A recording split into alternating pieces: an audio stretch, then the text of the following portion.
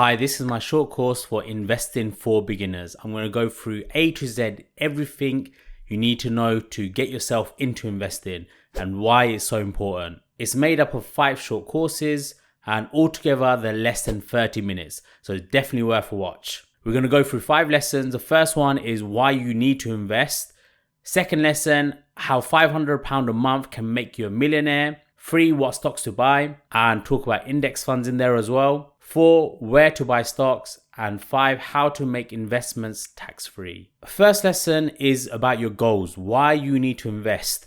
For most people, it's going to be probably one of these: retire early, becoming financially free, get rich or retire rich, have a comfortable life for your family. And all of this is easy to do. It just requires discipline. And I'm going to go through exactly how you go about investing and all the numbers.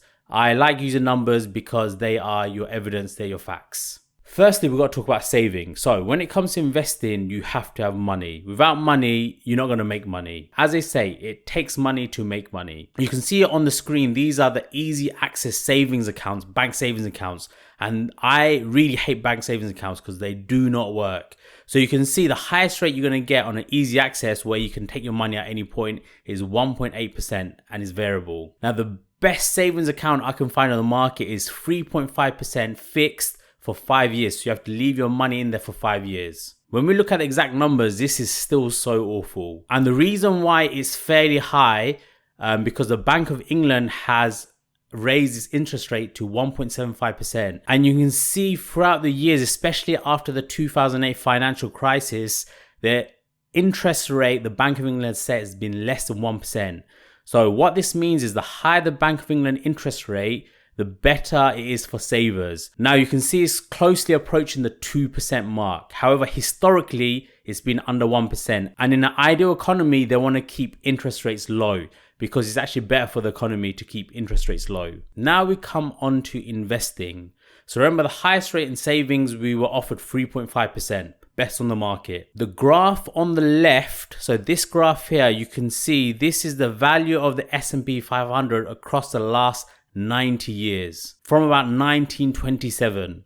And you can see, although it's had dips, and we'll talk about those dips, it had a continuous rise. And on this side is the percentage returns. So you can see the ups and the downs. Remember, both these graphs are data from 1927. The grey areas are each time a recession happens. And across a long term, you can see what happens. After every single recession, the stock market literally shoots up. You can see close to the 2000s, this was probably the dot-com bubble. And you can see a recession took place. This was the 2008 financial crisis. But what happened straight after? It starts shooting back up. Now, I've averaged out the annualized return. So across the last 90 so years, the annualized return for the stock market is 11.82%. So on average, that's what you'll be making per year. Let's look at the actual numbers of savings versus investing. So if you were to save £500 a month for 30 years at a rate of 3.5%, and the reason it's this high because interest rate are the highest it's been since 2008, and it's undergone 30 years of compounding. Compounding is what we'll look at a later session. That would give you a result of £317,000 after 30 years. And the £137 is the money that you made if you take out all your deposits. Now let's look at investing based on the annualized return of the stock market. So again, we're doing the same thing, £500 for 30 years, annualized return of 11.82%, 30 years of compounding, and it gives us 1.6 million, just over that mark. And remember, in both scenarios, you've made the same amount of deposits, but in the savings account, you've made £137 profit, if you like. And in the investing, you made almost £1.5 million profit based on the same amount of deposits. £500 a month over 30 years. Now, investing is a long-term game. There's no such thing as get rich quick. That is something that traders do. Investors are in it for the long term.